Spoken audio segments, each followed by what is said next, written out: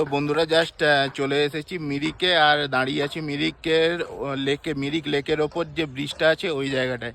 Just জায়গাটা দেখো, আমার ঠিক এই নিচে হচ্ছে এটা যে মিরিক লেক, বিশাল বড়, আর প্রচুর মাছ আছে। মানে আগে যে এসেছিলাম এখানে সব ছিপ দিয়ে মাছ ধরছিল, বড় বড় মাছ।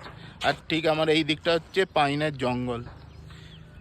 তো এখন আকাশটা পরিষ্কার হয়েছে, আর এতক্ষণ মেঘলা ছিল, খুব সুন্দর লাগছে। জাস্ট তোমরা দেখো সিনারিটা।